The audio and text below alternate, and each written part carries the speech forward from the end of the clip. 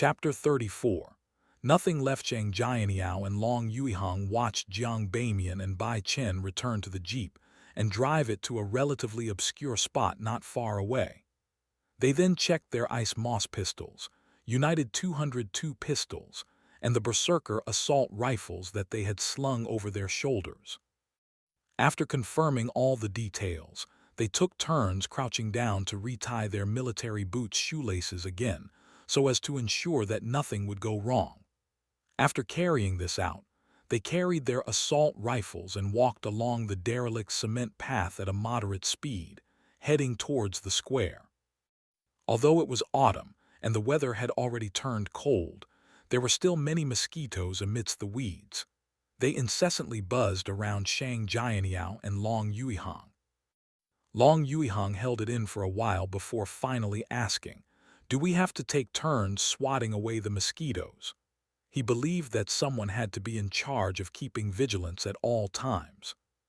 "Why don't I help you?" Shang Jianyao asked as he looked at the black mosquitoes lunging at Long Yuihang's face. Long Yuihang warily asked, "Are you trying to slap me?" "Do I leave such a bad impression on you?" Shang Jianyao laughed involuntarily. He then took out a small plastic bottle the size of a finger from his pocket, unscrewed the cap, and sprayed it at himself. "Have you forgotten that our company is called Pangu Biology? The mosquito repellent has excellent effects."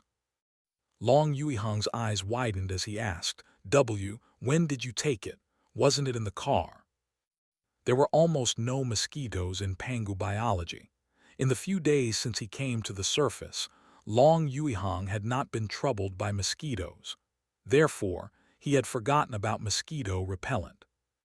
"I had it on me when I was on night duty," Shang Jianyao replied frankly.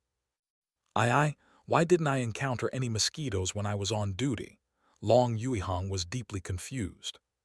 Shang Jianyao glanced at him. "Use your brain and think about it. You'll figure it out." When Long Yuihang remained stumped, Shang Jianyao announced the answer. "During the 2 days when team leader and I were on night duty, she would spray mosquito repellent into the surroundings. Actually, when we first start a bonfire, she will also spray into it. Did you never see that?" Long Yuihang didn't expect the answer to be so simple. In order not to be mocked by Shang Jianyao, he immediately pointed to the right and said, "Let's take a look at those buildings first. Team leader said that they're a hospital and radio station."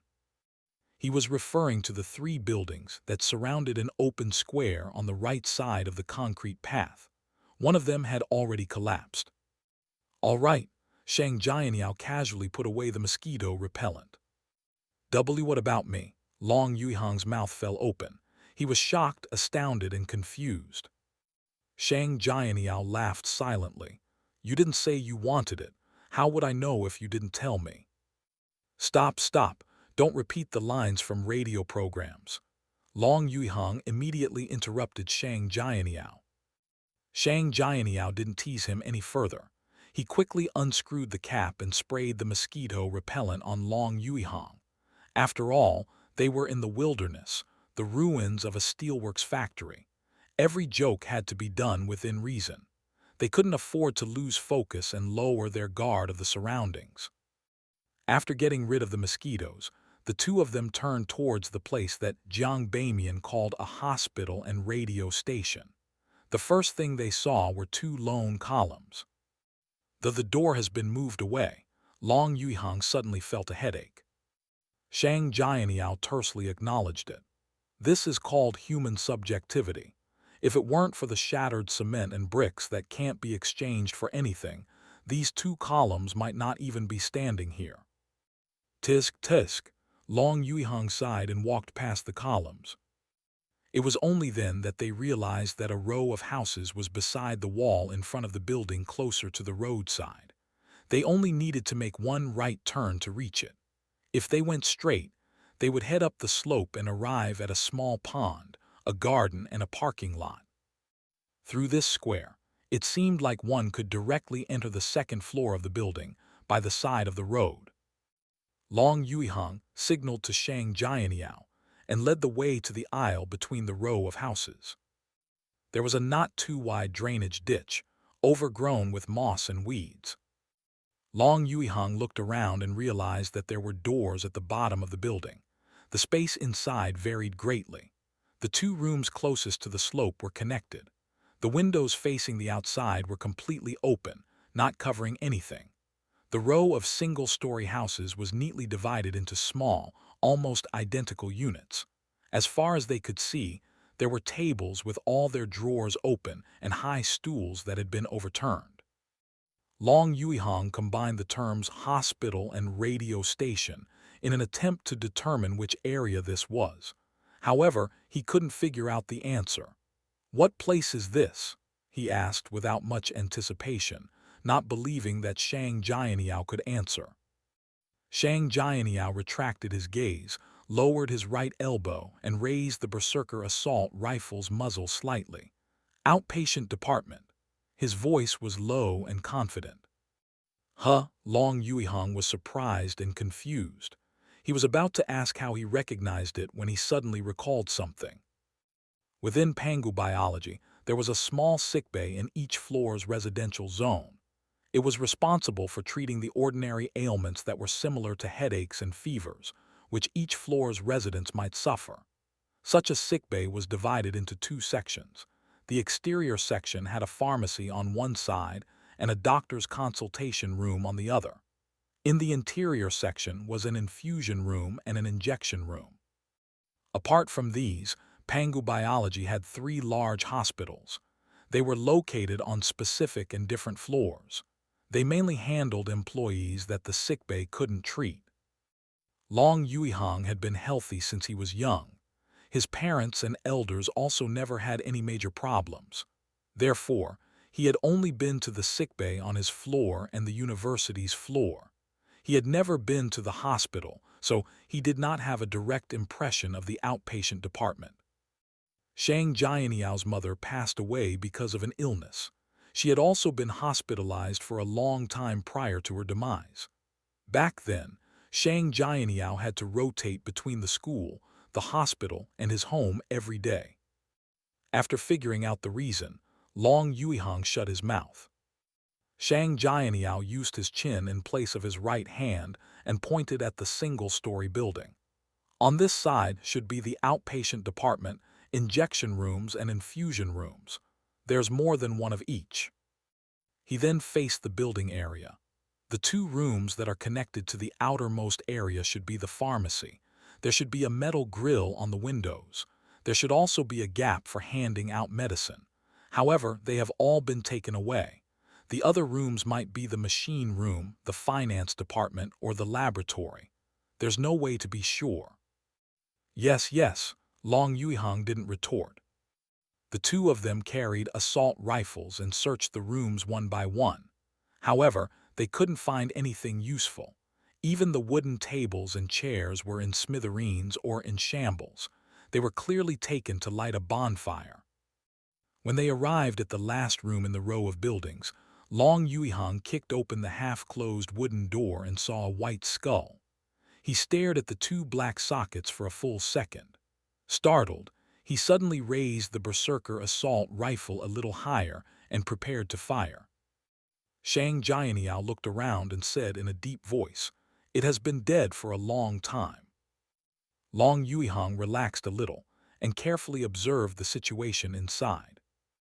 A wooden table had fallen to the ground, and a few yellowed, tattered pages were scattered messily. The skeleton leaned against the table. There was no flesh or blood left, nor was there any cloth to cover it. Furthermore, it had lost many bones. The ruin hunters from before didn't even let the corpse's underpants go. Many beasts have also been here. After all, Long Yuihang had undergone strict training. Therefore, he could determine many things from the minute traces left behind. Just as he said that, a small black figure jumped out of a corner, ran to the wall, and burrowed into an inconspicuous hole. "Rat!" Long Yuihang almost peppered it with bullets. Shang Jianyao nodded thoughtfully. "Is it edible?" "In theory, yes. However, it has too many viruses and bacteria. It's very easy to end up getting infected with serious diseases." Long Yuihong tried his best to explain, in case his good friend had any ideas. If team leader were here, she would definitely say, "Do not eat such things unless there's no other choice." Shang Jianyao exhaled, seemingly a little regretful. "Look around." He took a few steps forward and squatted beside the yellowish pages. Unfortunately, there was nothing on it. However, Shang Jianyao also saw something. The outline and size of the complete pages were basically the same. They must have been torn from the same notebook. If there's any important information on them, they definitely would have been taken a long time ago, said Long Yuihang. Shang Jianyao did not comment. "Put them away first. I'll get team leader to do some research on them later." With that said, he took out a bag and a plastic tweezer. He then picked up the pages and placed them in the bag. The two of them searched the side of the building again, but they still didn't find anything. After returning to the slope, Shang Jianyao and Long Yuihang walked up to the small square. They saw that the opposite building had collapsed, and the four-story building on the right was covered in green plants. Above the building's first-floor door were three large red words. They had already mottled and faded, vaguely visible in the greenery. "Inpatient department." It really is a hospital. Long Yuihang turned his head to look at the building beside the slope. This is also part of the hospital. Then, it seems like the radio station is the one that collapsed. The bricks at the top of the collapsed building had been removed, indicating the ruin hunter's professionalism and patience. "Let's go in and take a look." Shang Jianyao led the way to the inpatient department. There were lots of glass shards and animal feces inside, but they were preserved relatively well. However, there were no hospital beds in any of the wards. "No way, the beds should be very heavy." Long Yuihang was rather surprised. "They can be pushed," Shang Jianyao said simply. "They also might have brought cutting tools." "There really isn't anything left. Are these what ruin hunters are capable of?" Long Yuihang sighed and followed Shang Jianyao up the stairs to the second, third, and fourth floors. Walking in the inpatient department gave him a constant feeling of gloominess and coldness. The scent he breathed in also had an indescribable weirdness to it. It didn't resemble the residual smell left from excessive rot. "I think that's about it. There's nothing else." Long Yuihang couldn't help but urge Shang Jianyao to leave. "Yeah." Shang Jianyao looked at the bathroom close to the stairs, took out a pen and paper, and began to draw a map of the hospital against the wall. "Can't we go out and do it?" Long Yuihang paced back and forth. "Soon, soon." Shang Jianyao pen flew across the paper. Finally, he drew a strange symbol that resembled a squatting person in the inpatient department. "What does that represent?" Long Yuihang asked curiously. Shang Jianyao did not answer him. He drew a similar symbol to the side. He then drew a horizontal line before labeling it. "Bathroom available." Long Yuihang didn't want to bother with Shang Jianyao any further. After completing this portion of the map, the two of them left the inpatient department and went down the slope. After entering the main road, they saw two figures emerge from the steelworks factory's depths before they could search for their next target. Each was on a bicycle and carried a rifle. Shang Jianyao and Long Yuihang did not react immediately until the people on the two bicycles saw them. Clang clang. The armed duo immediately abandoned their bicycles and scrambled to hide behind a nearby obstacle. Upon seeing this scene, Shang Jianyao and Long Yuihang came to their senses. They no longer raised their assault rifles vigilantly and reflexively. They quickly pounced to the side and used the two pillars at the hospital's entrance to provide them cover. The scene instantly became extremely quiet, with only the occasional chirping of birds coming from the distance. Upon seeing Long Yuihang seemingly raise the walkie-talkie, Shang Jianyao raised his voice and shouted, "We mean no harm."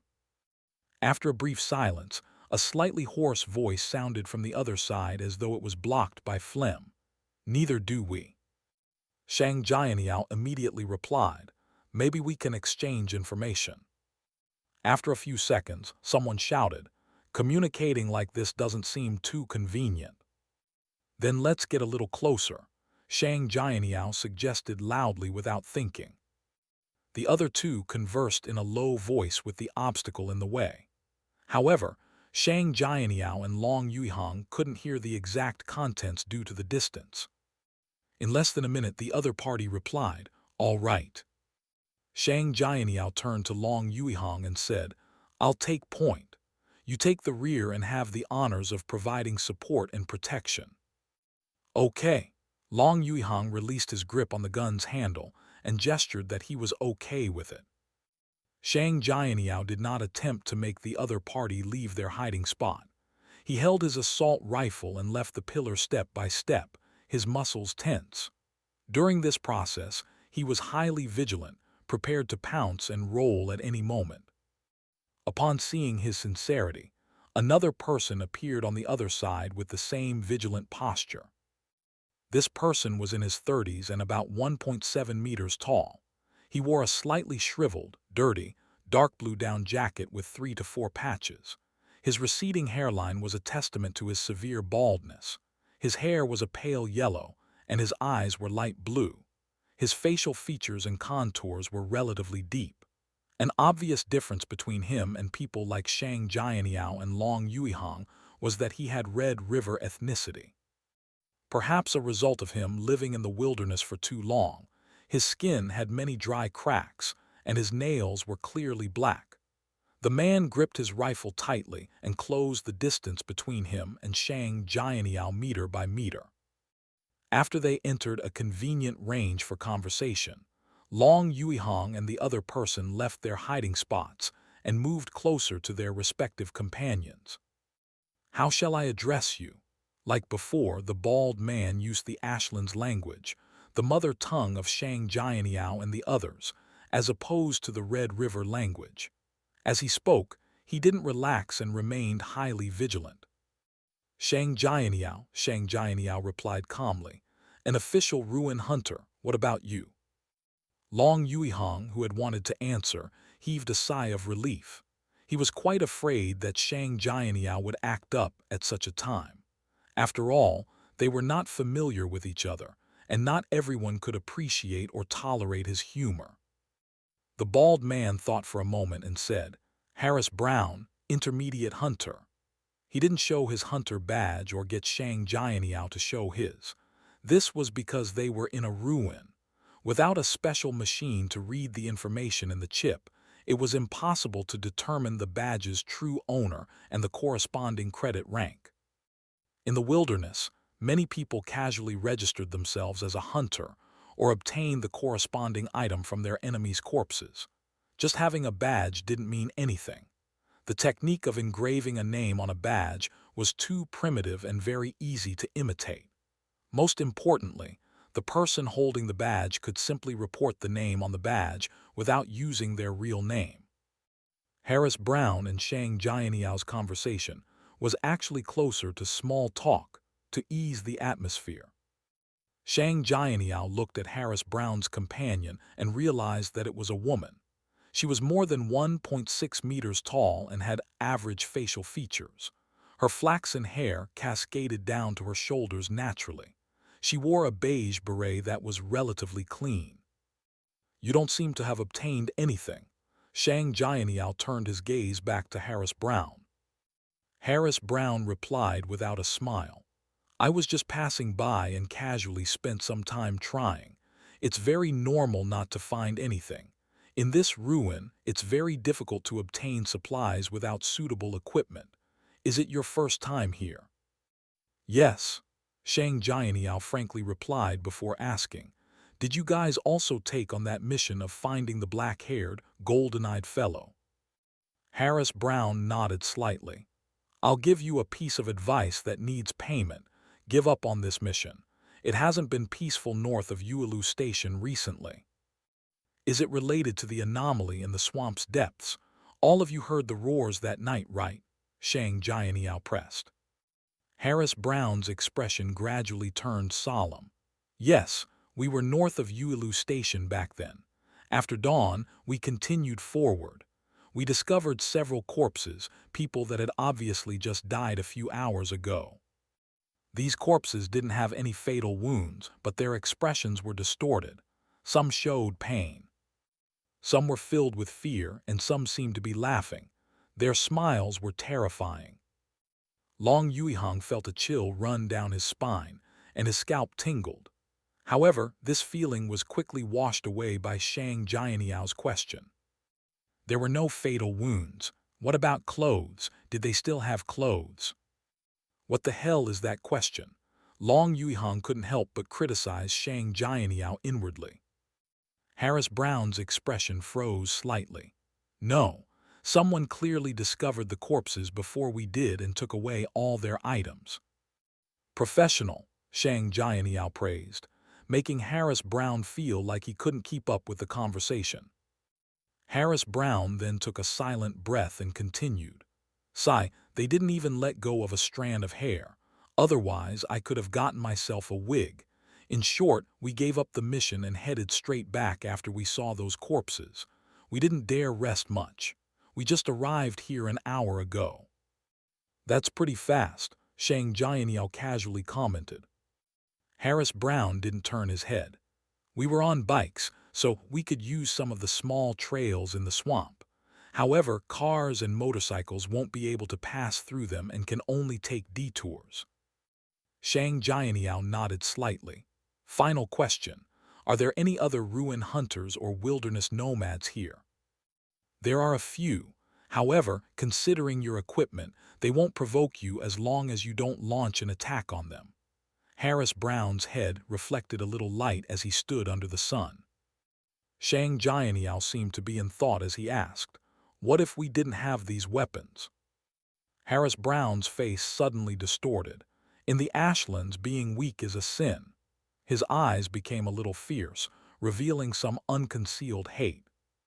Without waiting for Shang Jianyao to ask again, he exhaled and restored his expression to normal. It's my turn to ask. This is the payment for the advice I just gave. He actually didn't expect Shang Jianyao to give a definite answer or go back on his word.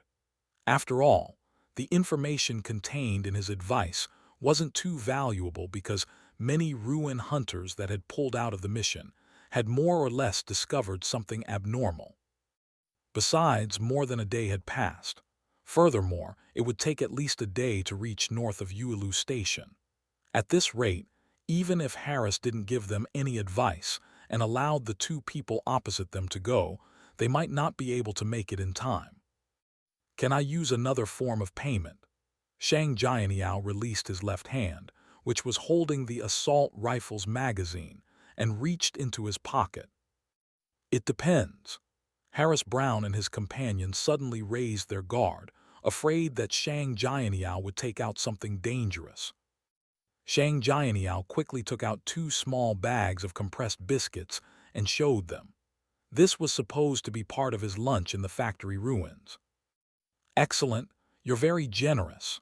Harris Brown didn't expect him to be willing to pay with food. The biscuits were barely enough for them to settle a meal.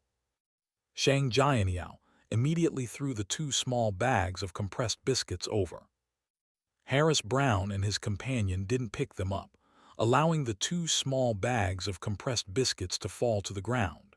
They were afraid that the other 2 would fire as they caught the biscuits. Let's chat later. Shang Jianyao smiled as though he was bidding farewell to a good friend. He and Long Yuihang immediately walked towards the steelworks factory ruins entrance.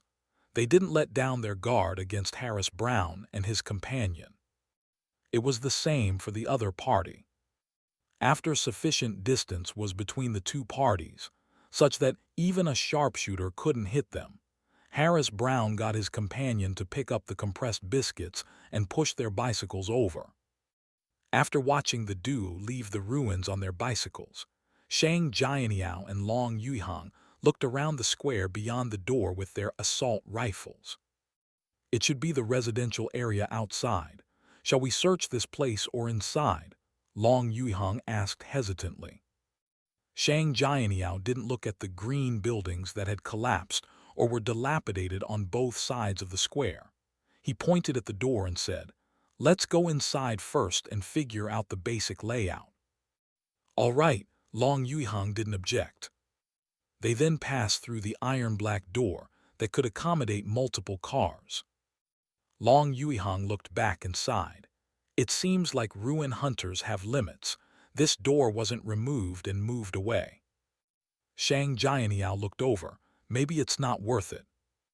They didn't say anything else and walked deeper into the steelworks factory along the wide but tattered road. On the right side of this place was a row of very tall, unoccupied, and spacious individual rooms. Furthermore, they were not like the ones in the outpatient department. Walls separated these small rooms. There was only a pillar in the middle as a dividing line. In some of the rooms that did not have walls to their left or right, they could see grooves that allowed people to stand or lie down. "What is this place?" Long Yuihang asked in confusion. Shang Jianyao shook his head. "I don't know.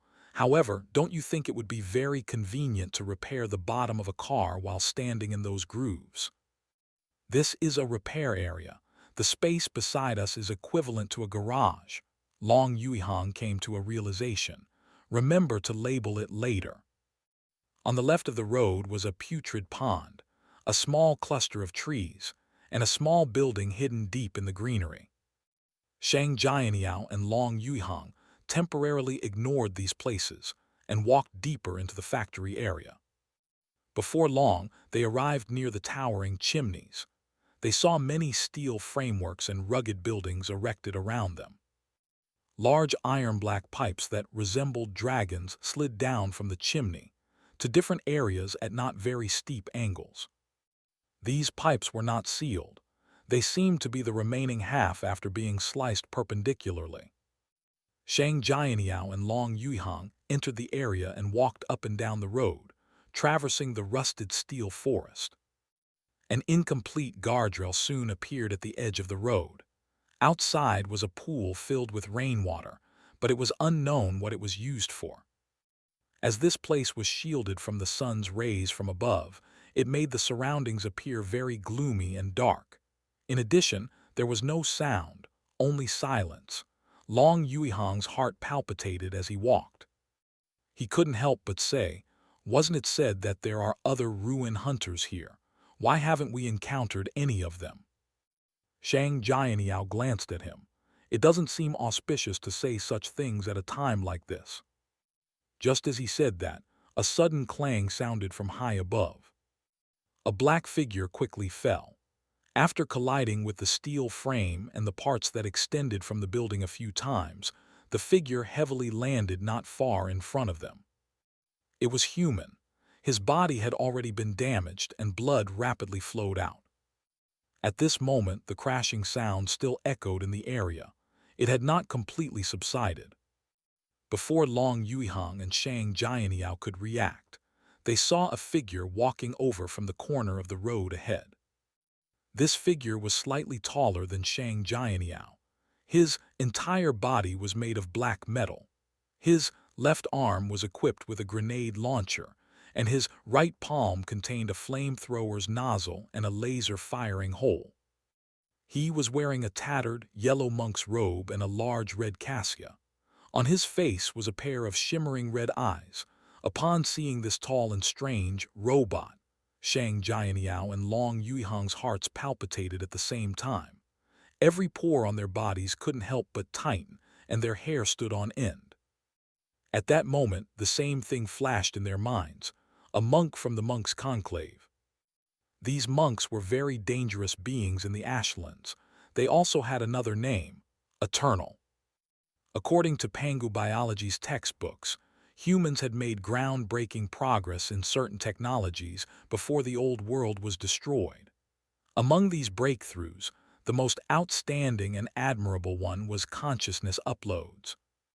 This technology could transmit a human's consciousness to a specially designed robot bionic chip through special equipment.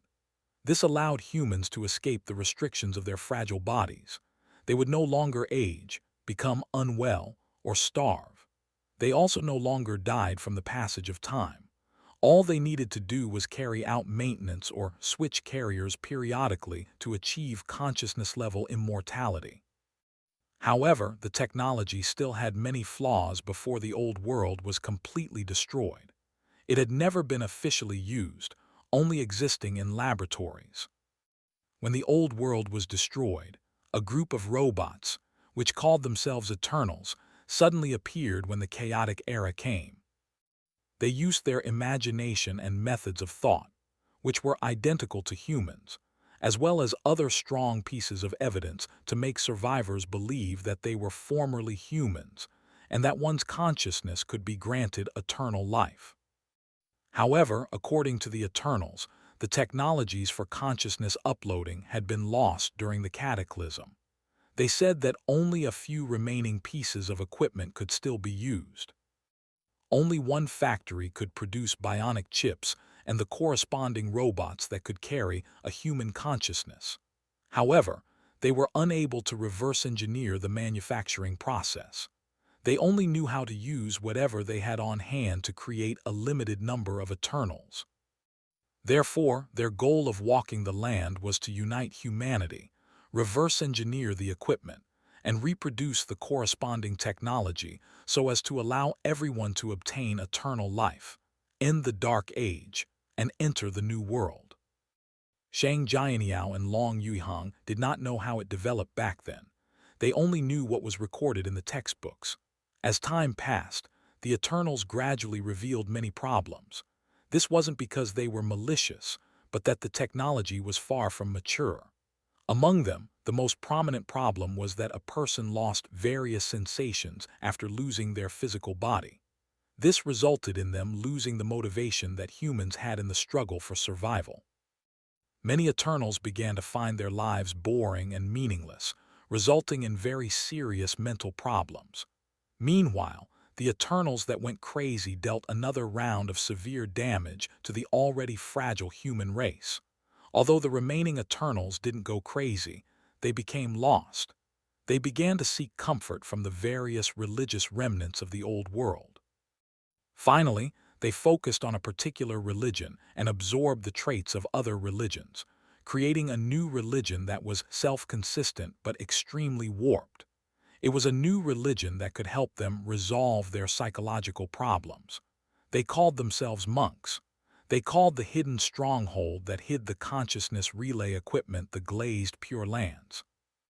These monks, who were exoskeleton robots, were not afraid of light weapons and possessed great firepower. They were like exoskeleton devices with human intelligence. They were dangerous beings that ordinary humans in small teams could not defend against. Even with heavy weapons, it required dozens or hundreds of well-trained people coordinating and using the appropriate tactics to have a chance of finishing off a monk. When Jiang Bamian previously did a summary on the more dangerous types of humans, she did not mention Eternals. This was because the members of various large factions and wilderness nomads treated these monks as another type of creature, a creature completely different from them. Of course, the monks of the Monks' Conclave did not have strong aggressive tendencies towards humans. In fact, they were often somewhat friendly. However, the problem was that human consciousness could not be produced out of thin air. Every destruction of a monk, who had lost their ability to reproduce, would mean one less.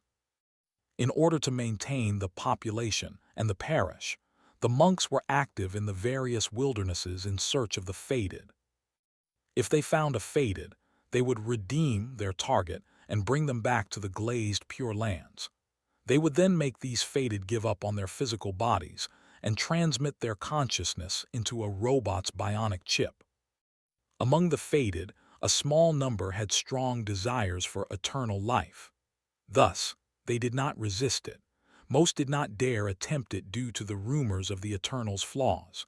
However, it was not up to them to decide as long as they were chosen by the monks, even if they were unwilling. This worsened the monks' conclave's reputation rapidly, making it almost notorious. At the same time, perhaps because of flaws in the consciousness uploading technology, many mechanical monks had certain and different problems.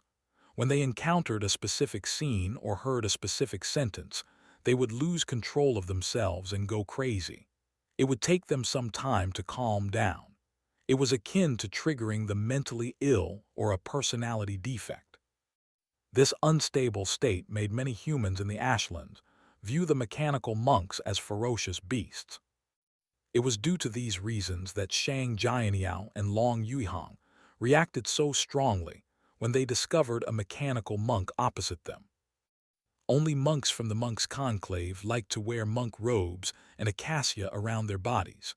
An ordinary robot wouldn't have such requirements or hobbies. Long Yuihang and Shang Jianyao aimed their berserker assault rifle's muzzle at the iron-black robot in the red cassia. Their foreheads were covered in a cold sweat. They knew that their weapons could not threaten the other party at all. Furthermore, unlike the exoskeleton-equipped bandit leader, the other party did not have any vital spots they could target. When facing a mechanical monk, they had no chance of winning in regards to equipment. The reason they aimed was mainly because of their conditioned reflexes. At this moment, they could only pray in their hearts silently, hoping that they were not fated. The next second, the 1.9-meter-tall robot wearing a tattered monk robe and a red cassia turned its cold and black face slightly and swept its blinking red eyes past them. The mechanical monk didn't say a word as he silently walked to the person who had fallen to his death. A cold and emotionless voice then sounded. "Life is suffering. Why remain so obstinate? Come back to the Pure Lands with me. Abandon your mortal coils and gain enlightenment. Then you will understand that everything is nothing but hollow. Those who realize it will exist forever." With that said, the mechanical monk pressed his palms together and recited, "Namo Anuttara Samyak Subhuti 1. Shang Jianyao and Long Yuihang looked at each other when they saw that the other party had ignored them. They tacitly began to retreat silently. At that moment, the mechanical monk in the red cassia maintained his posture and spoke with his cold, emotionless voice again. "Patrons, why don't you wait a little longer? Although you are not fated with Buddha, all life has a Buddhist nature. It's not a bad thing to listen to the scriptures."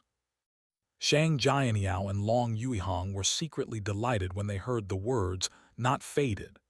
They heaved sighs of relief. At the same time, they were afraid of infuriating the other party, so they could only stop retreating.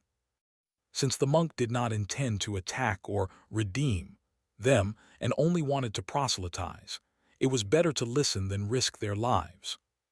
Upon seeing Shang Jianyao and Long Yuihang stop, the robot monk looked at the corpse on the ground and continued speaking. "Although you remain obstinate, Buddha Subhuti is compassionate and cannot bear to see your corpse exposed in the wilderness, never to gain liberation. I will send your spirit off. I hope you can completely escape your mortal coils and obtain new life in the Pure Lands." Long Yuihang quietly watched everything when Shang Jianyao voice suddenly sounded in his ears. "How do you intend to do the sending?" The mechanical monk stretched out his right hand and aimed his palm at the corpse. As he kept his left palm raised, he then chanted, "Namo Anuttara Samyak Subhuti possesses great compassion and delivers all living beings from suffering. Purifying fire shall wick away your shackles." As he chanted, the mechanical monk's right palm spewed out thick, white flames that instantly incinerated the corpse. These flames seemed to stick to the corpse's surface in an inextinguishable manner. After doing this, the mechanical monk in the red cassia turned around and walked towards Shang Jianyao and Long Yuihang. "Patrons, this penniless monk's dharma name is Jingfa. I'm a monk." When it saw that Shang Jianyao and Long Yuihang did not respond, he suddenly sat down cross-legged, gently flicked his cassia, and said in an icy, emotionless voice, "Have a seat." Shang Jianyao hesitated for a moment before taking a few steps forward. He then sat on the ground in a way that gave him the most leverage to jump up. Long Yuihang was a few seconds slower. He walked to the same spot and sat down. Jingfa's eyes flashed red as he nodded slightly. Patrons, what do you know of Buddha Subhuti? Shang Jianyao and Long Yuihang shook their heads in unison. Jingfa didn't go into a rage. His cold voice inexplicably sounded solemn as he said, Buddha Subhuti is one of the 13 calendarium. He controls time as well as this world. He is the ruler of January, the beginning of all things. He is the source and embodiment of consciousness. Usually it's Namo Amitabha. The religious texts found by the monks' conclave are all incomplete. Therefore, it is normal for there to be mistakes in the Buddhist proclamations and teachings. It's also a result of them mashing their teaching with other religious teachings. Yes, this is also to differentiate it from real religion to avoid trouble. Shang Jianyao and Long Yuihang were stunned when they heard Jingfa's words. Jingfa stared at them for 2 seconds with his blinking red eyes before saying to Long Yuihang, "You don't know about the calendarium."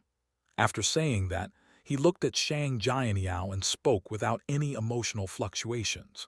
"You know."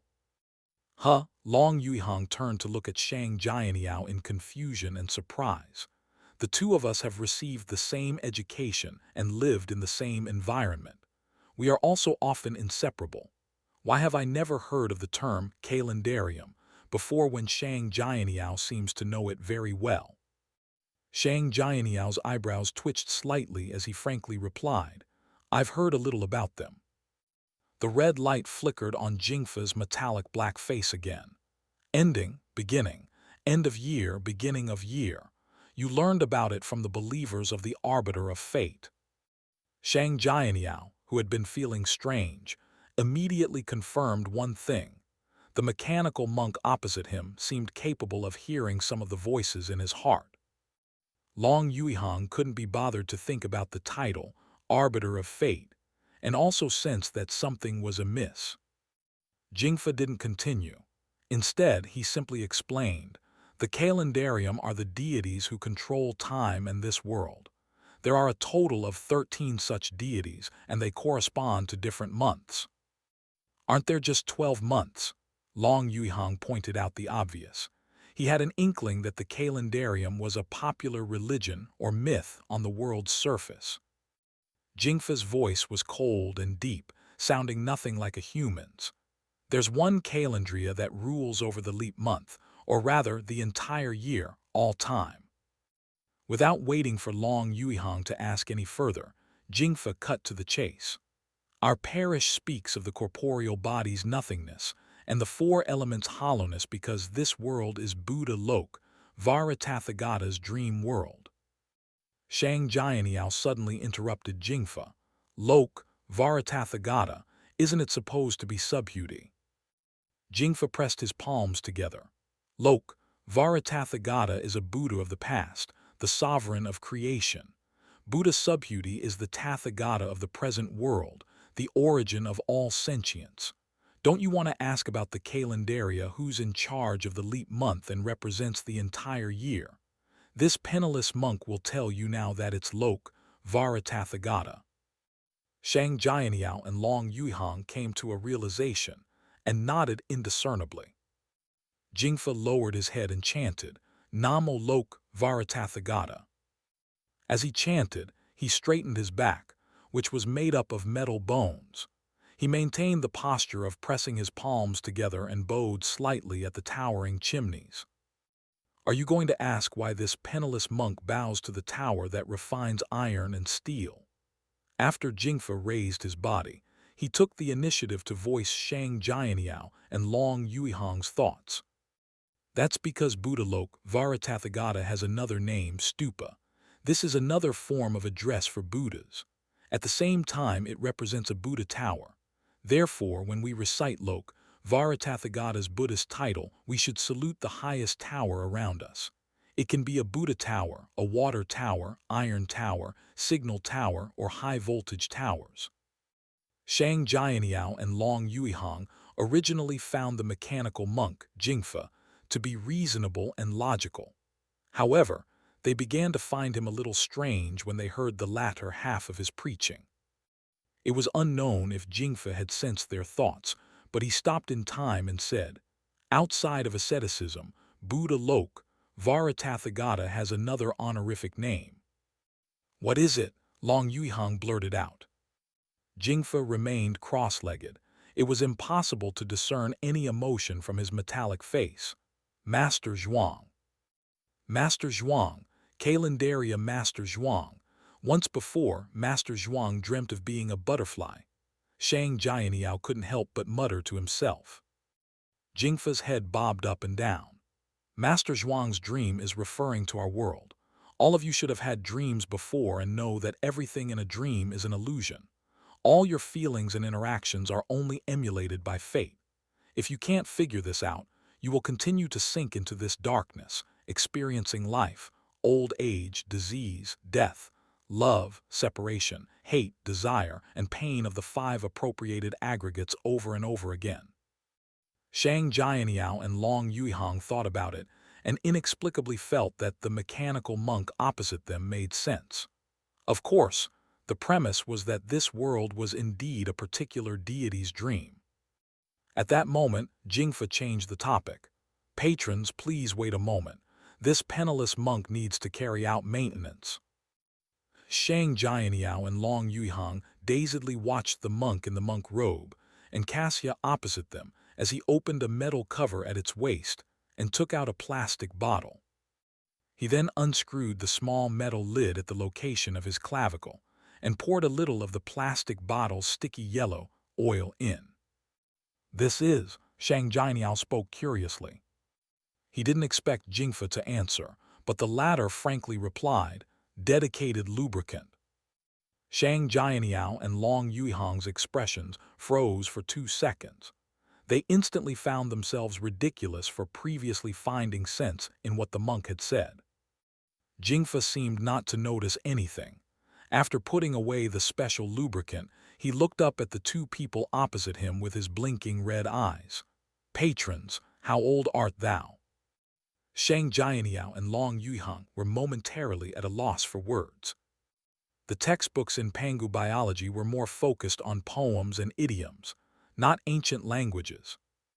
Jingfa didn't mind and asked in a more general manner, "Patrons, how old are you?" 21. Shang Jianyao and Long Yuihang replied in unison. Jingfala picked up the red cassia and draped it over his knees. "The 2 of you are still young, so you might not be deeply affected by what this penniless monk said. However, wait another 30, 40, or 50 years. When the 2 of you age bit by bit, becoming weaker and weaker, plagued by more and more diseases, and have seen just as many tragedies, you will understand that the meaning of life is suffering." Shang Jianyao opened his mouth. He wanted to say something, but he tightly shut his mouth again. After a few seconds, he seriously said, "However, we've all undergone genetic modifications. By the time we're 50 years old, our bodies should still be healthy." Jingfa was speechless, but he quickly recovered. "However, you will eventually die. Over the long years, there is no fundamental difference between 50 years and 100 years. Long Yuihang wanted to retort, but he rationally gave up on the idea when he saw the grenade launcher attached to the mechanical monk's left arm. "You're right." Shang Jianyao retracted his gaze from the same spot. A red glow flickered in Jingfa's eyes. "What do you think is real in the dream? Judge from your usual dreams." Shang Jianyao and Long Yuihang pondered for a moment before shaking their heads. Jingfa's cold and emotionless voice sounded again. "Actually, they exist. In a dream, there is only one thing that is real, your knowledge of yourself. Everyone in a dream understands that they are themselves. I think, therefore I am. Do the 2 of you still not understand? Everything is illusory, but consciousness is real.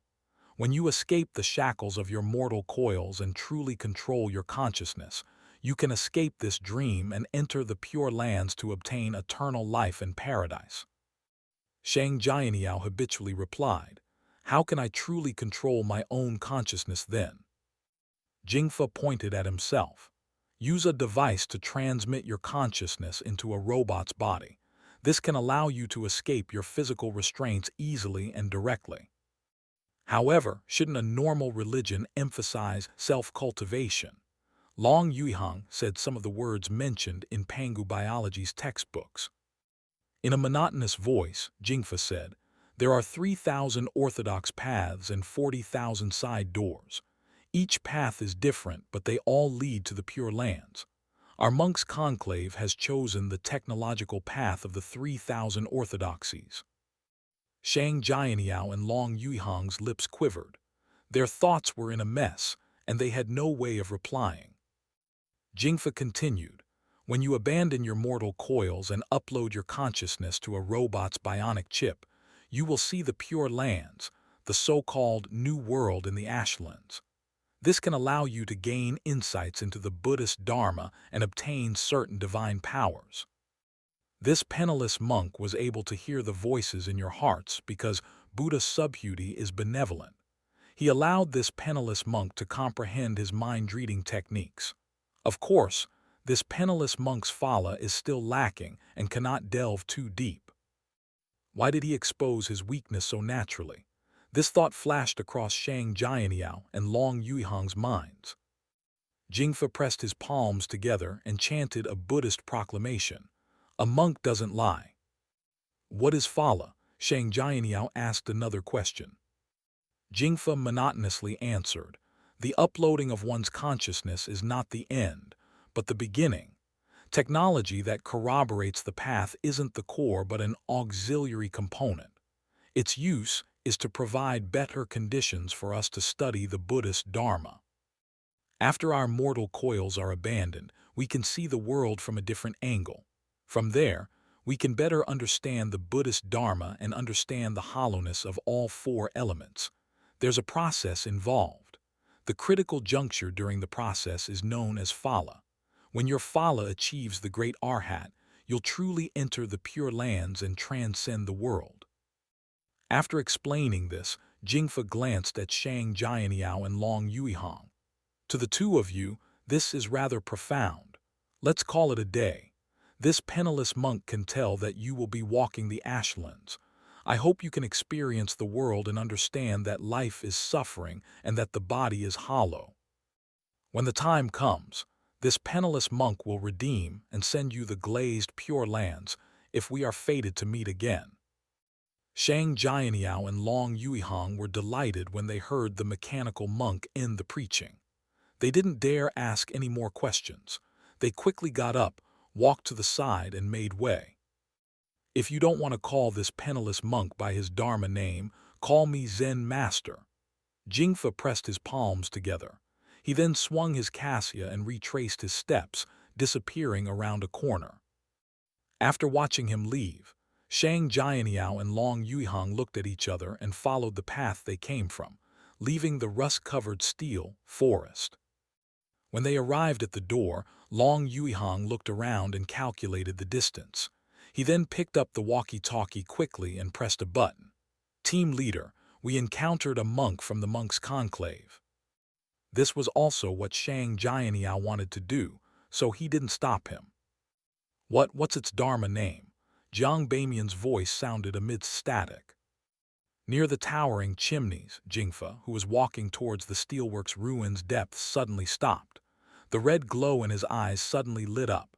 His neck stiffly rotated as he spoke in an extremely cold and emotionless voice.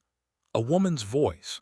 At the steelworks factory's door, Long Yuihang held the walkie-talkie and answered Jiang Bamian's question. "Jingfa," he said, "his name is Jingfa." The person on the other end of the walkie-talkie fell silent for 2 seconds. Sounds of static transmitted across the airwaves.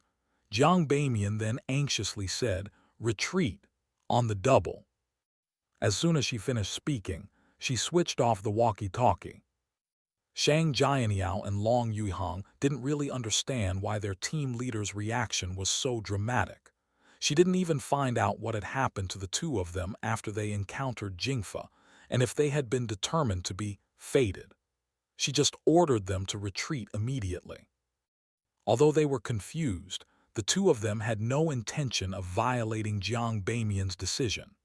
On the one hand, They followed the security department's standard operating procedures when they were out in the field and trusted their team leader's experience and judgment. On the other hand, they were also filled with fear for the mechanical monk, who was full of strange theories. The two of them didn't say anything. They bent their backs slightly and widened their strides while holding their assault rifles, sprinting out of the steelworks factory. With their genetically enhanced bodies and the fact that they had been training for a long time, it was not difficult for them to maintain their high-pace run for quite some time. It was not until they left the derelict cement road and were about to make a turn towards the Jeep's hidden spot that they slowed down and took a few breaths. The Jeep had already begun driving over in an attempt to pick them up. This time, Bai Chen was in the driver's seat again. Bang bang! Shang Jianyao and Long Yuihang got into the backseat through their respective doors and slammed the doors behind them. Huff, huff. The two of them exhaled heavily. Drive at full speed, Jiang Bamian ordered Bai Chen. She turned her head and asked Shang Jianyao and Long Yuihang, "How far were you from Jingfa when you used the walkie-talkie?" Long Yuihang panted as he replied, "Very far.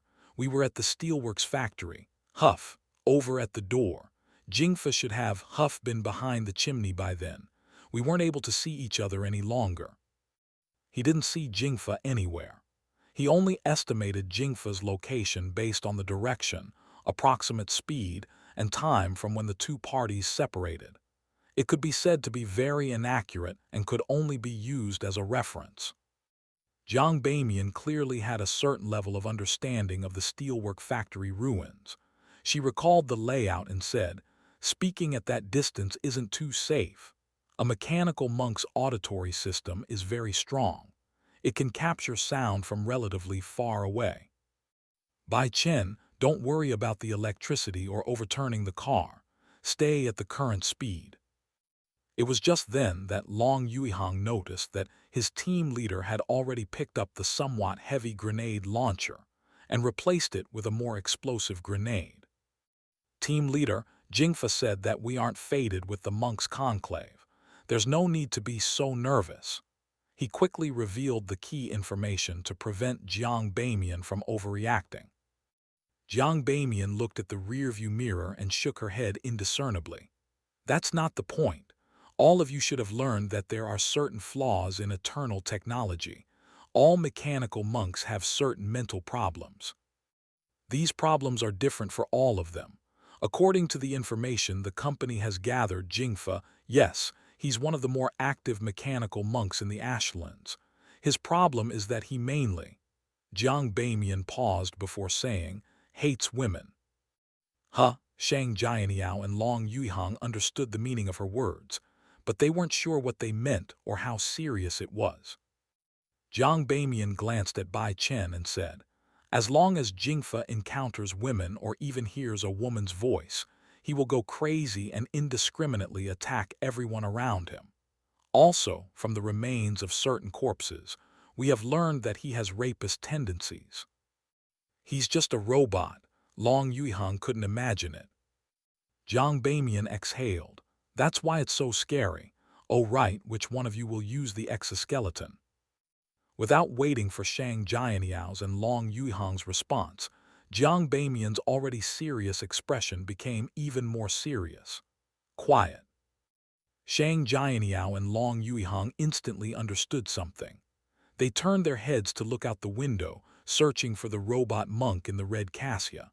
However, they could only see sparsely forested land, soggy gray soil, a black swamp, and rocks of different sizes. Apart from that, there was nothing. At this moment, many potholes and rocks appeared in front of them. Bai Chen had to slow down the Jeep. If the car really overturned, it would only exacerbate the problem. Jiang Bamian's left hand, which was holding the grenade launcher, inexplicably slid down and silently patted Bai Chen's right elbow. Bai Chen did not turn her head. As she turned the steering wheel to the left, she reduced the speed of the car to a crawl, almost returning to normal speeds. During the entire process, the The windows on both sides of the jeep were open. A black figure, wearing a tattered monk robe and a red cassia, suddenly jumped down from the tree beside the road and went straight for Jiang Bamian's passenger seat. It was the mechanical monk, Jingfa. However, Jiang Bamian seemed to have foreseen this already. She had already raised the grenade launcher and aimed it at the Eternal. This series of actions made it appear as though Jingfa had taken the initiative to pounce at the grenade launcher. The grenade, which was filled with powerful explosives, was strong enough to cause damage to the mechanical monk. Just as Jiang Bamian squeezed her finger and was about to pull the trigger, the red glow on Jingfa's metal face suddenly flickered. Jiang Bamian immediately saw many people. The figures were slightly illusory as they laid on the ground around her. They crazily grabbed soil, rocks, and leaves and stuffed them into their mouths. Their stomachs bulged as if they would burst from eating anything at any moment. However, they didn't feel satiated at all. They ate whatever they saw. Jiang Bamian seemed to have become one of these people. She didn't have the physiological feeling of hunger, but she felt that she should be very hungry. She felt like she was starving and had to eat something. This urge, this self-awareness, made Jiang Bamian unable to control herself. She immediately relaxed her right index finger, which was pressing on the trigger, and threw the grenade launcher back into her lap. She then took out a bag of compressed biscuits and crazily tore open the packaging before stuffing the food into her mouth. During this process, she didn't even have the time to drink water. Despite choking to the point that her eyes rolled back slightly, she couldn't help but continue swallowing. She was not the only one. Bai Chen stepped on the brakes and crazily ate an energy bar. Shang Jianyao and Long Yuihang also took out their food and irrationally enjoyed a late dinner. They couldn't be bothered that an infamous and dangerous enemy was lunging towards them. The robot monk, Jingfa, landed beside the jeep with a click. He opened the passenger seat door with his left hand and aimed his right palm at Jiang Bamian and Bai Chen, which also had Shang Jianyao and Long Yuihang within the blasting range. It was only at this moment that Jiang Bamian broke free from the hunger illusion she experienced. The slightly illusory, pregnant figures on the ground around her had already disappeared. Almost at the same time, Shang Jianyao leaned forward slightly and lowered his head. Jingfa paused for 2 seconds. He did not use any laser weapons or fire to purify the 4 of them. The red light in his eyes flickered a few times before he said, "Do you think this penniless monk wants to send all of you off? This penniless monk won't do as you wish. This penniless monk will first take you deep into the swamp and find a place where no one will disturb you so that you can enjoy yourselves." As he spoke, he only paid attention to Jiang Bamian and Bai Chen. Jiang Bamian's expression changed slightly, but she didn't respond. She seemed to be considering how she could get themselves out of this conundrum. At this moment, Shang Jianyao straightened his body and asked in confirmation, "Are you an awakened?" Yes. Even though they were enemies and he would go crazy from seeing women, Jingfa seemed to maintain the principle that a monk shouldn't lie. He examined Shang Jiangyao's seat. He then walked to the back seat and opened the door as he continued aiming the laser weapon and flamethrower in his right hand at Jiang Bamian and Bai Chen. "This penniless monk will sit in the middle," said Jingfa coldly and emotionlessly. This way, he could monitor everyone in the car and allow the jeep to drive to his destination smoothly. Shang Jianyao quickly alighted from the jeep and made room for Jingfa as if the latter was not an enemy. Jingfa did not let down his guard. He boldly sat in the middle of the back row. Shang Jianyao sat to the side as if he was thinking about something. "Hating women is your flaw." Shang Jianyao did not use the word price. Instead, he used the term flaw, which ordinary people often use to describe mechanical monks. Jingfa didn't lie and replied truthfully, "No, the price I pay is increased lust. I originally imagined that I could obtain peace and be unaffected after I transmitted my consciousness to the bionic robot chip. However, that wasn't the case. Shang Jianyao looked enlightened. I thought you couldn't lie. Not lying is a precept of the conclave. Jingfa answered all of Shang Jianyao questions. Either way, all of you will be liberated. It doesn't matter if you know. Shang Jianyao closed the jeep's door and curiously asked, what was that ability? Hungry ghost realm of the 6 realms of rebirth and existence, samsara. Jingfa's red eyes looked at Bai Chen. Drive, keep going straight. Upon hearing Shang Jianyao and Jingfa's conversation, Long Yuihong and Bai Chen felt an indescribable sense of absurdity. The mechanical monk clearly held them hostage and wanted to kill them somewhere, but Shang Jianyao and Jingfa were acting like good friends that had not met in years. Just as Bai Chen stepped on the accelerator, Jiang Bamian laughed. Haha, I understand. You hate women because your current body makes it impossible for you to satisfy yourself. Your attempt to escape by uploading your consciousness ended up magnifying your flaws infinitely. Your mental state has already warped. Only physical violence can provide you with a certain level of relief. Haha, doesn't your conclave preach purity? Yet, a monk like you has such a tainted heart. Jingfa, who was forcefully suppressing his fluctuating consciousness, immediately lost control. His eyes lit up as his body leaned forward. He was just about to pounce on Jiang Bamian, who was in the passenger seat, and launch an attack at her. Jiang Bamian did not dodge. Instead, she took the initiative to meet him. She flicked her left arm and gripped Jingfa's black metal neck. Her left index finger extended as if she was prepared. With a slightly silvery white electric current, Jiang Bamian inserted something into a hole in the robot monk's neck. It was a tool attached to the electric eel-like biomechanical limb. It had components that could connect chips, circuits, and sensors.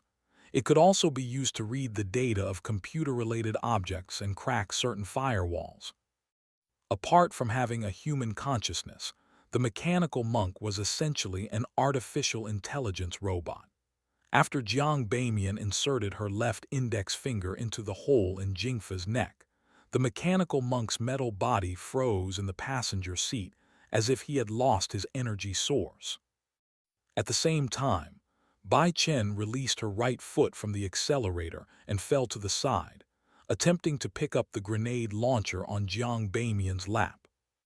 Upon seeing this, Long Yuihong and Shang Jianyao reacted almost simultaneously. Long Yuihong quickly raised the berserker assault rifle he carried and aimed it at the back of Jingfa's head. Shang Jianyao leaned forward slightly and his eyes suddenly turned dark. Zen master look. Just as he said those words, he saw Jiang Bamian's body suddenly collapse into the passenger seat. Her left hand hung from Jingfa's neck limply. Her eyes were filled with confusion as she muttered strange words. Who am I? What am I doing here? Slap. Jingfa's body returned to normal. He pressed down, stretched his left hand forward, and gripped Bai Chen's neck tightly, preventing her from picking up the grenade launcher. Clang clang. Long Yuihong's bullets accurately hit the back of Jingfa's head, but it only produced sparks and 2 small depressions. Not only that, but the ricocheting bullets almost hit Long Yuihong's face. They scraped the jeep's quarter glass and flew out the window. Shang Jianyao pupils dilated when he saw this, but he still quickly said the words he had prepared. You have human consciousness, and so do I. Jingfa placed one knee on the armrest compartment and clasped Bai Chen's neck as he turned his head to look at Shang Jianyao. Perhaps it was because Shang Jianyao had been asking questions and conversing with him in a friendly manner, or perhaps it was because Shang Jianyao was not a woman. But the mechanical monk did not stop him immediately and only stared at Shang Jianyao with his bright red eyes. Shang Jianyao quickly said, You are an awakened and so am I so. Long Yuihong turned his head in surprise, and the confusion in Jiang Bamian's eyes vanished a little. The red glow in Jingfa's eyes rapidly flickered for a while before quickly returning to normal. His cold, emotionless voice hesitantly sounded. "So, we should get along." "Yes," Shang Jianyao nodded heavily. Jingfa hesitated for 2 seconds before he finally let go of Bai Chen's neck. At this moment, Jiang Bamian seemed to have escaped her strange state from before. She then sized Shang Jianyao and Jingfa up in surprise and confusion, just as she was about to pick up the grenade launcher quietly, ignoring whether the explosion would affect them. She saw Shang Jianyao shake his head twice. Jiang Bamian seemed to have understood something and released her grip on the grenade launcher. At the same time, she tightly shut her mouth and didn't make a sound so as not to divert Jingfa's attention. During this process, she placed her right index finger vertically by her mouth, indicating for Bai Chen not to do anything. Shang Jianyao kept looking at Jingfa as he sincerely said, "Zen Master, we appreciate your kindness. Farewells are inevitable. Why don't we part here?" Jingfa thought for a moment and shook his head up and down. "All right." Shang Jianyao immediately turned his body to the side and opened the car door. He then walked down and made way. Jingfa didn't stay any longer and quickly exited the jeep. Long Yuihang's mouth remained agape the entire time as if he were dreaming. This is too strange and absurd. Jingfa, who had alighted from the car, was just about to press his palms together when Shang Jianyao stretched out his right hand first. Jingfa hesitated for a second before extending his right palm. A flesh-colored human palm and a gigantic palm formed from a black metal skeleton held each other. Shang Jianyao gently rocked his palm twice and retracted it. He then sat back in the jeep's backseat and closed the door. When Shang Jianyao saw that the mechanical monk Jingfa remained standing there without moving, he raised his right hand and waved it from side to side through the open window. "Goodbye," he shouted sincerely. Jingfa, who was wearing a monk robe and a cassia, quickly replied and waved his hand. "Goodbye." Without Shang Jianyao's reminder, Bai Chen, who had already returned to the driver's seat, stepped on the accelerator and let the jeep speed up. Jiang Bamian didn't say a word, nor did she allow Bai Chen to make a sound. She only watched the mechanical monk in the rearview mirror, who was wearing a yellow monk robe and a red cassia, grow smaller as they traveled further away. After she could no longer see this abnormally terrifying member of the monk conclave, Jiang Bamian did the math to calculate the distance and asked with a suppressed voice, "How long can this effect last?" Shang Jianyao didn't hold back anything and frankly replied, "If the people, matters, and environment around him constantly instill the same answer in him, he will never be able to sense it until he discovers the opposite argument or result. However, there's nobody or anything around him who can tell him that we're friendly. Therefore, there's no way to maintain the loop of corroboration. He should be able to sense something amiss in 5 minutes or less. After all, he must remember that there are 2 women in our team. He also knows very well how he treats women." Long Yuihang's mouth was still agape. Listening to Shang Jianyao's explanation was like listening to a radio host tell a story. Jiang Bamian didn't waste her breath and immediately turned her head. "Bai Chen, stop the car. We'll change seats." "Team leader, I'm more familiar with the Black Marsh Wilderness."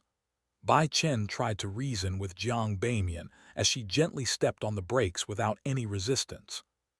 Jiang Bamian was in no rush to explain. She opened the door first, went to the driver's seat, and swapped seats with Bai Chen.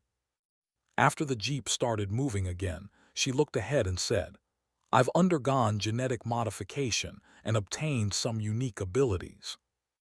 Bai Chen, Long Yuihang, and Shang Jianyao were all stunned when they heard this. Even within Pangu biology, genetic modification technology was far from mature. The failure rate was rather high, so nobody was willing to try it unless they really had no choice. The genetic modification was conducted to save my life back then. It was done together with the biological limb transplant. Jiang Bamian quickly explained everything. I have a special cell in my body that can sense electric field signals within a certain range. When humans and beasts move, their muscle contractions and certain reactions will produce weak electric signals. Therefore, I can easily discover the enemy's location and condition as long as they are within a certain range, regardless of whether they are hiding or not. No wonder you sensed the ruin hunter in an exoskeleton device coming over earlier than me. Bai Chen came to a realization. Shang Jianyao and Long Yuihang immediately had one of their earlier questions answered. During their first night out, Shang Jianyao had clearly discovered traces of humans. However, Jiang Bamian was not curious at all, nor did she order them to search the surroundings. She should have long grasped the human's characteristics and condition and made a judgment back then. While driving, Jiang Bamian quickly continued. The black marsh iron snake was in a hibernation-like state back then. The electric signal it produced was very weak, so I thought it was just an ordinary animal. This was why I didn't discover it in advance. However, Jingfa is a mechanical monk. A mechanical monk's physical activity relies on very strong electric signals.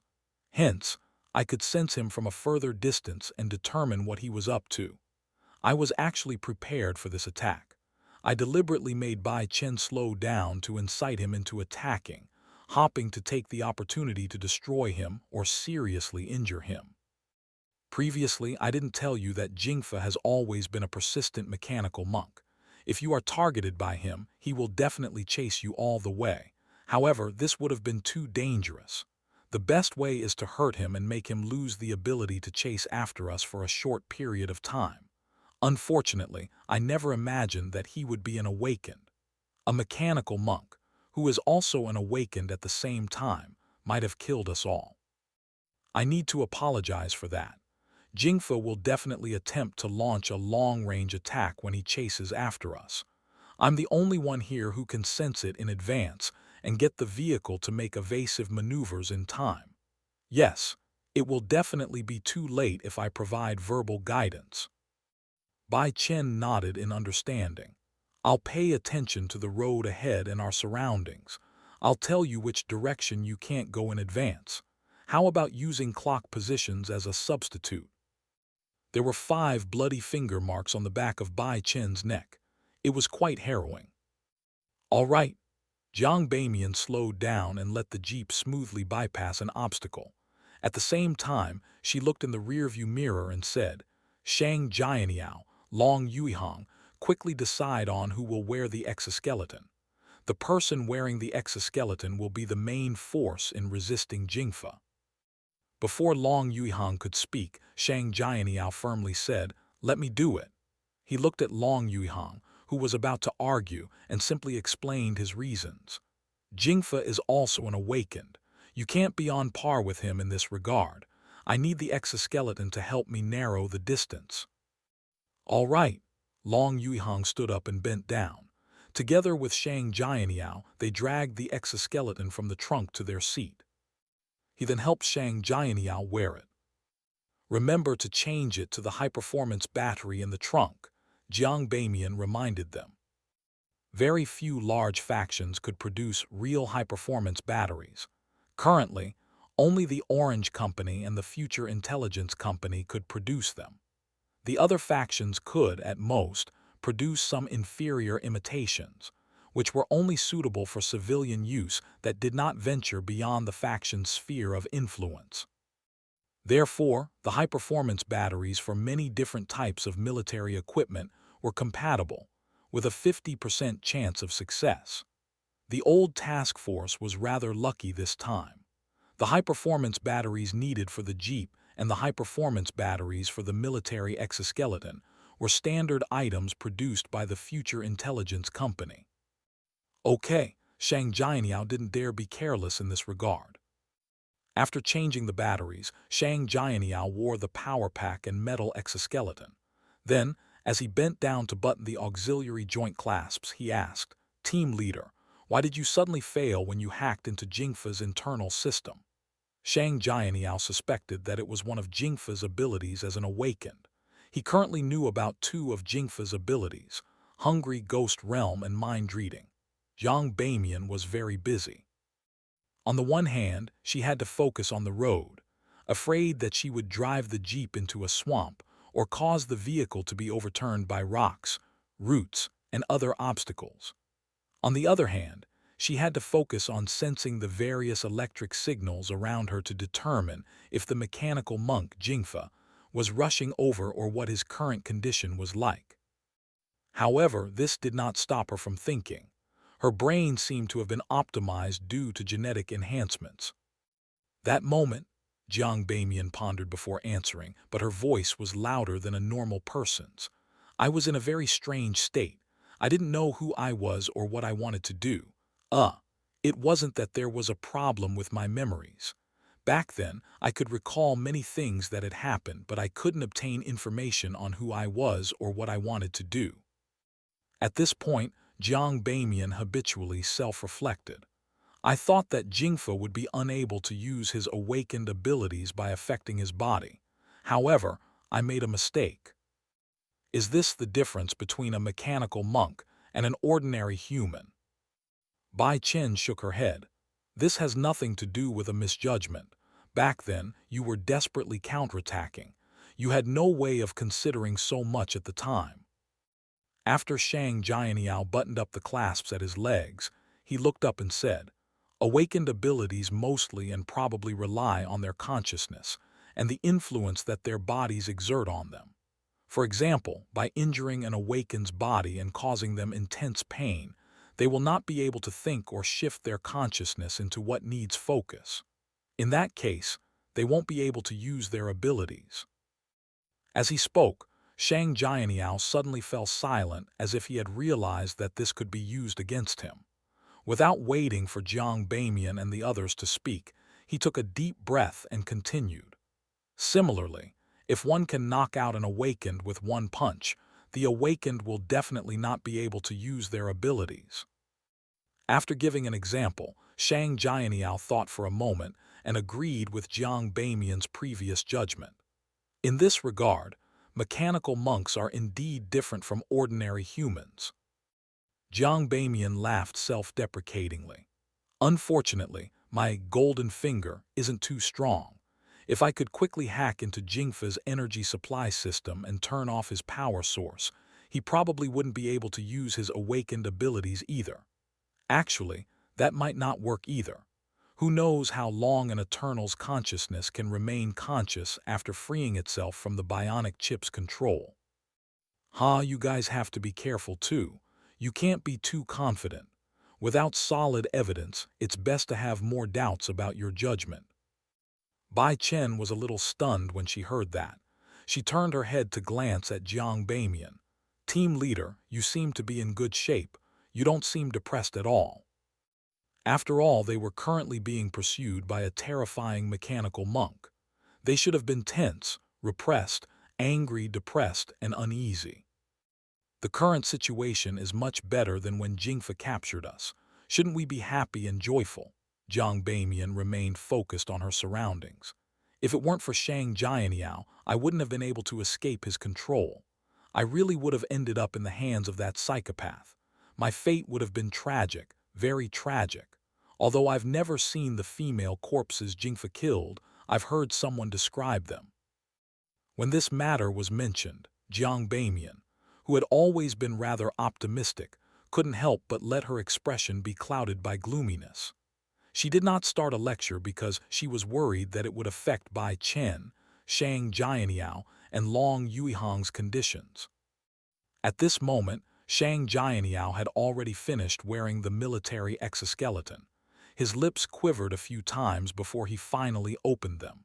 Normally speaking, an awakened only has 3 abilities. Jiang Bamian turned the steering wheel and let the jeep circle a tree that stood in the middle of the road. 3. Jingfa has one that makes me unsure of who I am. Then there is Hungry Ghost Realm. Anything else? Long Yuihang, who was listening quietly, immediately thought of an answer. Mind reading. Jingfa told us that he can mind read and that he can hear some of a person's thoughts.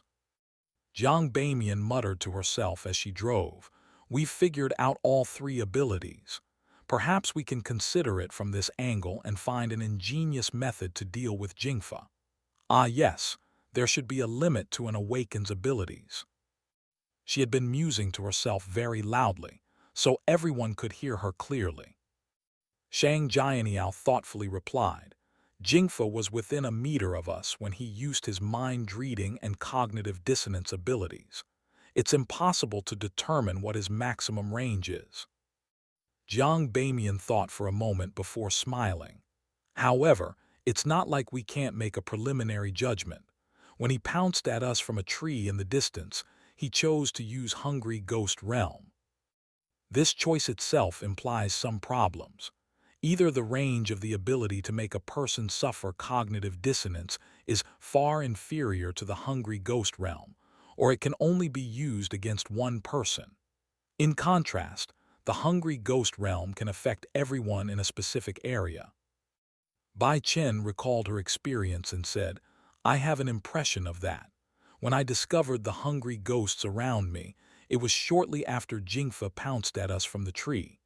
He was about 20 meters away from us, or perhaps a little more. She clearly knew more about the teachings, stories, and legends of the monk conclave than Jiang Bamian. Yes, you need to remember that the Hungry Ghost Realm's effective range is at least 20 meters. Jiang Bamian raised her voice slightly. Shang Jianyao fell silent for a moment before saying, He's better than me. I don't know how many times older he is than you. He probably has also been an awakened for years, Jiang Bamian consoled him. Jiang Bamian had no way of knowing when Jingfa had become an awakened. She could only determine that Jingfa had transferred his consciousness into a bionic robot chip, becoming an eternal, after he had become an awakened. Jingfa became rather active as a mechanical monk in the late chaotic era, before the establishment of the new calendar. At this moment, Long Yuihang seemed to accept the truth. His good friend, Shang Jianyao, who he had grown up with, was actually an awakened with strange and terrifying abilities. He felt that he would never forget the scene he had just seen in his life. Jingfa, who was originally filled with killing intent and had a firm will, suddenly became extremely friendly after hearing Shang Jianyao 2 sentences. He even shook Shang Jianyao hand and bade him farewell reluctantly. This overturned everything Long Yuihang knew. He looked at Shang Jianyao and couldn't help but ask, when did you become an awakened? Shang Jianyao fell silent for a moment before saying, not long ago. Long Yuihang wanted to ask something else, but he suddenly felt that it wasn't a good idea. It was like poking into someone else's secrets. In the jeep, nobody spoke for a moment. Jiang Bamian broke the silence. She looked ahead and smiled. Do you need us to keep this a secret? Thank you, Shang Jianyao slowly exhaled. Bai Chen and Long Yuihang expressed that they would definitely keep it a secret. Shang Jianyao was just about to say something when he saw Jiang Bamian's expression suddenly changing slightly. At the same time, Jiang Bamian abruptly turned the steering wheel and made the jeep take a large turn. Bai Chen, Shang Jianyao, and Long Yuihang couldn't help but lean to the right in the car, even though they were all wearing seatbelts. A grenade flew past and landed where they were supposed to pass. Boom! Blazing flames bloomed as a violent shockwave made the ground tremble. After the jeep turned a corner, Jiang Bamian floored the accelerator, making the vehicle shoot forward like an arrow. A red laser drilled into and melted the ground with a sizzling sound, forming a bottomless hole. 11 o'clock. Bai Chen seized the opportunity to inform Jiang Bamian which direction she couldn't go in using the hands of a clock. Otherwise, the car would sink into the swamp slowly. Jiang Bamian was very familiar with such lingo. Without needing to do any conversions, she turned the steering wheel. Then she shouted, Shang Jianyao. Shang Jianyao took an indiscernible breath and suddenly opened the dashing jeep's door. His body tilted and rolled down. With the jeep's current speed, it was inevitable that he would be injured if he did this under normal circumstances. However, he was currently wearing a military-grade exoskeleton. With a push of his arm, Shang Jianyao easily jumped up and ran towards the source of the grenade and the laser in a zigzag fashion. He did not bring an assault rifle or a submachine gun, because they were useless against the mechanical monk. He could only rely on the grenade launcher and electromagnetic weapon that came with the exoskeleton. Thud, thud, thud. As he ran without regard for energy, Shang Jianyao saw the iron-black robot wearing a tattered monk robe and a red cassia through the crystal goggles on his metal helmet. However, Jingfa turned around and ran the next second. He circled Shang Jianyao and gradually increased the distance between them, using the exoskeleton's lack of reaction speed and fluidity that was inferior to a robot's. After a short pursuit, Shang Jianyao lost track of the mechanical monk. The exoskeleton's comprehensive warning system did not detect anything either. It was clear that the other party had an anti-warning capability. Unable to continue chasing, Shang Jianyao had no choice but to return the way he came. He relied on the traces of the jeep's wheels to find Jiang Bamian and the others. Then, without letting the jeep stop, he opened the door and got in. On the way back, Shang Jianyao deliberately destroyed the wheel tracks and forged traces in other directions, hopping to interfere with Jingfa's judgment. "He's hiding from me," Shang Jianyao briefly explained the situation after closing the door. "He's afraid of you. Does your ability counter him?" Long Yuihang subconsciously voiced his thoughts. "No, the range of his abilities is greater." Shang Jianyao didn't avoid the question. Jiang Bamian frowned slightly and was about to speak when she suddenly turned the steering wheel. Boom! Jingfa's long-range attack came again. However, Jingfa took the initiative to retreat and widen the distance when Shang Jianyao, who was wearing a military exoskeleton, alighted and ran over, not giving Shang Jianyao a chance to fight. Once, twice, thrice, similar situations happened at different intervals. What is he trying to do? Long Yuihang also realized the problem. Jiang Bamian curled her lips and said, "Maybe he brought along quite a number of high-performance batteries. Maybe he feels that there's a chance of exhausting our exoskeleton's energy. He sure is patient." Long Yuihang reflexively said, "However, he can't carry that many grenades." Bai Chen looked at the rear-view mirror and said, "He has only been using his laser weapon the past few times." Long Yuihang was a little worried. "Then what should we do?" Jiang Bamian seemed to be considering this problem. She smiled and put on a chill front. "It's nothing too difficult.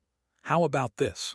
I'll wear the exoskeleton and use its comprehensive warning system and my own acuity toward electric signals to give Jingfa a surprise. If we take him by surprise, we might be able to injure him seriously." "He's an awakened," Shang Jianyao pointed out the problem. Jiang Bamian chuckled. "I'm not stupid. I've already suffered a setback, so how can I not consider such factors? I'll try my best to maintain a distance of more than 50 meters. This should exceed the limits of Jingfa's hungry ghost realm. Otherwise, he wouldn't have used the ability only after he pounced from the tree. At this distance, my hit rate isn't low, even if I'm using a grenade launcher." Shang Jianyao and the others pondered for a moment before accepting Jiang Bamian's proposal. However, Bai Chen quickly raised another question. "Who will drive after you swap seats with Shang Jianyao? Who can guarantee that they can avoid Jingfa's long-range attacks in advance?" Jiang Bamian hissed, "That's indeed a problem. I'll think of a solution." Shang Jianyao fell silent for 2 seconds before taking the initiative to say, "Let me do it." Jiang Bamian considered this suggestion and muttered to herself, "If you are the one doing it, the plan needs to be changed. Compared to Jingfa, You have virtually zero experience. If I were to assign the task of surprising and seriously injuring Jingfa to you, I'm worried that it will put a great burden on you and stress you out. It will result in you making mistakes in judgment and making mistakes at critical moments. Oh, how about this? Since Jingfa wants to play hide and seek with you, lead him far away. We will take this opportunity to drive the car to a place where people often come and go in the Black Marsh wilderness. There are many vehicle marks and footprints there. It can effectively hide our tracks, preventing Jingfa from finding us or catching up to us. Don't speak. This raises another problem. You definitely won't be able to find us after you shake off Jingfa's tail. That distance is definitely beyond the walkie-talkie's effective range. Let me think. Got it. Let's rendezvous at a relatively famous spot in the wilderness. Bai Chen, is there any landmark nearby? Bai Chen observed her surroundings and looked at the sky. The only landmark nearby is the steelworks factory ruins, but if we are heading for places where people often come and go, we will be driving straight toward Yuelu Station based on the direction we are heading in. Yuelu Station, Zhang Bamian frowned slightly. How long will it take? At this speed, it will take about a day and a half to get there. However, we definitely won't be able to drive this fast the entire way. Bai Chen gave a rough estimation. Previously, the ruin hunter named Harris Brown and his companion, who relied on bicycles to traverse the trails, had also taken more than a day to reach the steelworks factory ruins from north of Yuelu Station. Normally, it was impossible to reach the steelworks factory quickly by car. However, Jiang Bamian, Shang Jianyao, and company had already been driving at full speed toward Yuelu Station for quite some time under Jingfa's pursuit. Furthermore, the jeep was definitely faster than bicycles. The old task force's destination happened to be Yuelu Station, so they had no intention of continuing north. Jiang Bamian nodded thoughtfully. If we use Yuelu Station as a rendezvous point, we can also attempt to forge some traces that point north. It will definitely be for the best if we can successfully get rid of Jingfa. If not, we can use this opportunity to lure him north, getting him involved in the unknown and making him slam head-on with the dangerous-sounding abnormality. After that, he probably won't be able to catch up to us, even if he has the ability to escape. As she spoke, Jiang Bamian's already loud voice became louder, as if her excitement of tricking Jingfa was getting to her. Shang Jianyao listened quietly and raised his hand like he did in school. I have a question. What? Jiang Bamian looked puzzled. She felt that she had made herself very clear. Shang Jianyao spoke in a slightly depressed voice. I don't know Yuelu Station, nor do I know how to get there. Jiang Bamian was momentarily speechless. After a few seconds, she mocked herself. I forgot that you are a newbie who has come to the surface for the first time. This means that you've done well. If it weren't for the fact that I have to focus on driving, I would give you a thumbs up. After forcefully explaining her slip-up, Jiang Bamian sighed. I heard that there were many usable satellites in the sky before the old world was destroyed. This enabled people to determine their destination easily, allowing them to skillfully choose the most suitable route to their destination, even if they had never been there. Well, I'll wear the exoskeleton. When the time comes, I'll continue driving. I'll get out of the car to lure Jingfa away after we avoid his first wave of attacks. Bai Chen will take the opportunity to climb into the driver's seat and control the car. What if Jingfa launches an attack while you are wearing the exoskeleton? Bai Chen thought of a possible flaw in the plan. Jiang Bamian was rendered speechless. Bai Chen looked at the rearview mirror and wore her usual calm expression. I'll get off the car too. I'll lead the way for Shang Jianyao. An exoskeleton device can only carry a short person like me. It shouldn't affect his mobility and reaction speed much. I've said it before. You're not short but petite. Your height is considered above average for people in the wilderness. I've seen plenty of nomads who are less than 1.6 meters tall. Jiang Bamian casually refuted Bai Chen before nodding. I won't harp on how dangerous this matter is. Since we are born in the Ashlands and have come to the surface, we are expected to take the corresponding risks when the time calls for it. If I'm required to take the risk, I won't pass the responsibility to you. She exhaled and reminded Bai Chen, remember to bring some food. At this point, Jiang Bamian suddenly shut her mouth and even released her right hand, which was on the steering wheel. She raised her hand and pointed at the compressed biscuits and energy bars in the armrest compartment. She then pointed at her mouth and puffed her cheeks. Shang Jianyao and Long Yuihang were rather confused. They were just about to ask when they saw Bai Chen turn her head and shoot a glance at them. The two of them stopped talking at the same time. Although Bai Chen didn't understand what Jiang Bamian was trying to express, she could tell that her team leader was unwilling to discuss this topic any longer or even have a conversation. At this moment, Jiang Bamian gripped the steering wheel again and said, Shang Jianyao, you have to consider how to deal with Jingfa's hungry ghost realm. It will be troublesome if he stops playing hide and seek and suddenly approaches you. It will be bad if he narrows the gap to within the effective range of his powers. I will properly.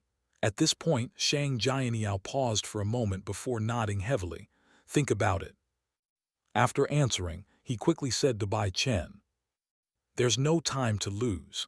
Let's bring the food along and get ready to alight. You can also eat a little now. You might not be able to stop and have food for a long time after that. All right. Bai Chen picked up the food in the armrest compartment and gave half of it to Shang Jianyao. Shang Jianyao opened a bag of compressed biscuits and stuffed the food into his mouth. Less than a minute later, Jiang Bamian suddenly jerked the steering wheel so that the jeep could avoid the laser fired by Jingfa. Without needing to be instructed, Shang Jianyao opened the door and pounced out of the jeep. This time, he didn't roll down using the momentum. He jumped with all his might instead. With a sizzling sound, a laser penetrated the ground. If Shang Jianyao had rolled down like before, he would have been hit by the laser. Even if the exoskeleton were armored in places, he would not have been spared. Right on the heels of that, Shang Jianyao exerted strength with his knees, propping up the auxiliary joints. He jumped more than 20 meters away and rushed toward the distant Jingfa.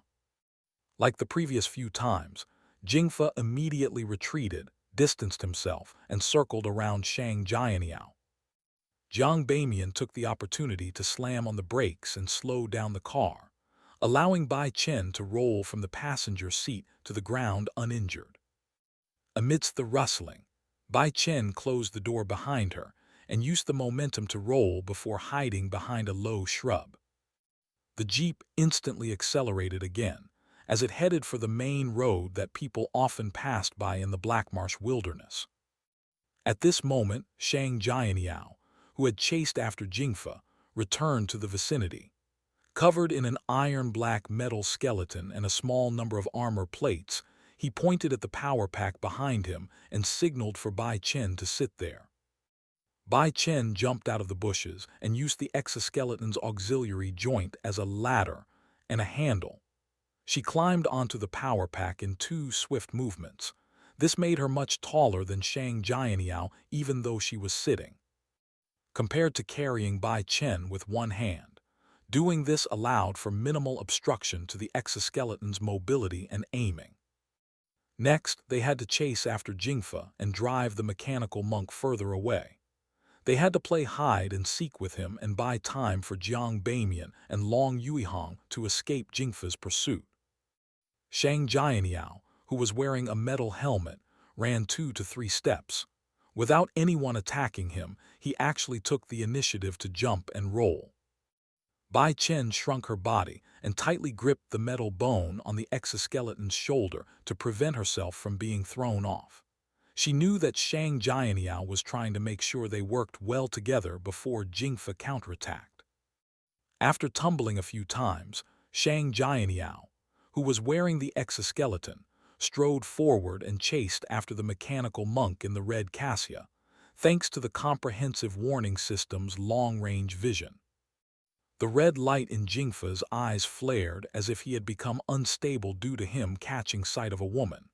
His metal joints bent, and he bounced up, jumping to the side. He did not go completely crazy. He continued carrying out his original strategy. After all, his hatred for women came from the psychological distortions caused by his body, not the price an awakened had to pay. Hence, he had a certain level of self-control. Upon seeing this, Shang Jianyao, who still had grenades hanging from him, didn't return like before. He continued chasing after Jingfa in an attempt to close the distance. After a few minutes of pursuit, Bai Chen, who was on the power pack, suddenly bent down and said in a deep voice, "That's not right. Jingfa is circling towards the jeep. He wants to bypass us and continue chasing after team leader and Long Yuihong." Thanks for watching. Please subscribe and like the video and comment down if anything wrong in the story. And if have any suggestion to a new novel or want next part of any series, comment down. Our target is to get 1K subscriber. There will be SUPRISC for all of you. Stay tuned.